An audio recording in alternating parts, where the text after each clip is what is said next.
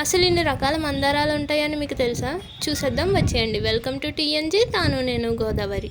అందరం ఎర్ర మందారం, తెల్ల మందారం, పింక్ కలర్ ఇవే ఉంటాయి అనుకుంటున్నాం కదా, కానీ కాదు. ఇంకా చాలా వెరైటీసే చాలా కలర్స్లో ఉన్నాయి. వాటిలో కొన్ని మా ఇంటి దగ్గర ఉన్నాయి, అవి చూసేయండి. ఇప్పుడు అయన్నొద్దు, పాయింట్కి రా. ఇది గోల్డ్ స్పాట్ కలర్ మందారం. ఎక్కడ చూసుండ్రు, మేము కడియం దగ్గర నుంచి తెచ్చాము, కడియం నర్సరీలో.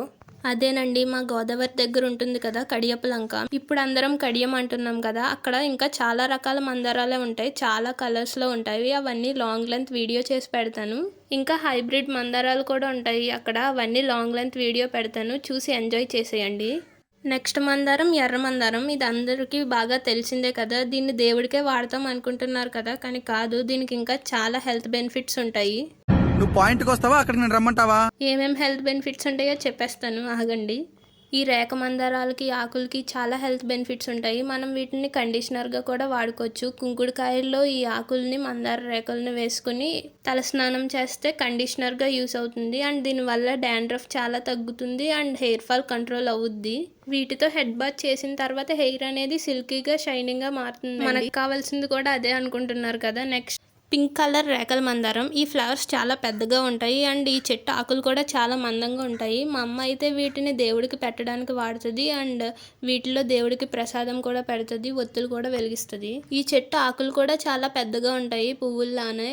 ఇది కూడా దేవుడికి ఎక్కువగా పెడతాం కదా ఈ పువ్వులను కూడా. నెక్స్ట్ వచ్చేసి వైట్ ఫ్లవర్స్, వైట్ మందారాలు. ఇవి కూడా చాలా ఎక్కువగానే దొరుకుతాయి మనకి. ఈ ప్లాంట్ కూడా అందరి దగ్గరనే ఉంటుంది. వీటిని కూడా దేవుడికి ఎక్కువ యూస్ చేస్తారు. ఇవి ఈ ప్లాంట్ వేసుకుంటే చాలా ఎక్కువ పూలు వస్తాయి. మనకి తక్కువ స్పేస్ ఉండి ఎక్కువ ఫ్లవర్స్ కావాలనుకుంటే ఈ వైట్ మందారం అండ్ రెడ్ మందారం చాలా బాగుంటాయి అండ్ ఎక్కువ పువ్వులు కూడా వస్తాయి వీటికి.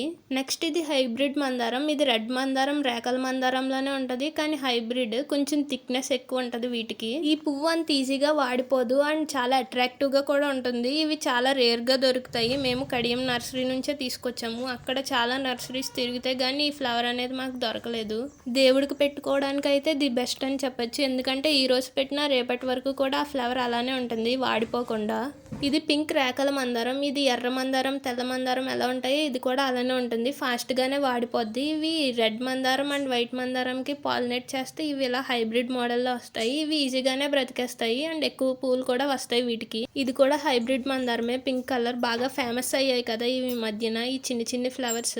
మేము చిన్నవాడపల్లి వెళ్ళినప్పుడు ఆ వెంకటేశ్వర స్వామిని చూడడానికి వెళ్ళినప్పుడు ఈ ఫ్లవర్స్ని తెచ్చాము. ఈ చెట్టు 45 రూపీస్కే అంతకు వచ్చింది, తక్కువగానే. ఇది కూడా ఈజీగానే బ్రతికేస్తుంది. నెక్స్ట్ ఇది కూడా హైబ్రిడ్ మందారమే, రెడ్ కలరే, కాకపోతే చాలా డిఫరెంట్గా ఉంటుంది. ఇది ఇంకా విడవలేదు, చూపించుదామంటే. ఈ ఫ్లవర్ విడిచిన తర్వాత మళ్ళీ ఒక షార్ట్ వీడియో పెడతాను దీనికోసం. చాలా బాగుంటుంది, ఇది కూడా చాలా అట్రాక్టివ్గానే ఉంటుంది, హైబ్రిడే. ఇవైతే నాకు తెలిసిన ఫ్లవర్స్. మనకు తెలియకుండా ఇంకా చాలా కలర్సే ఉంటాయి, చాలా వెరైటీస్. ఇంకా చాలా వెరైటీస్ చూపిస్తాం. ప్లీజ్ సబ్స్క్రైబ్ చేసుకుని వెళ్ళొచ్చు కదా. Please like, share and subscribe.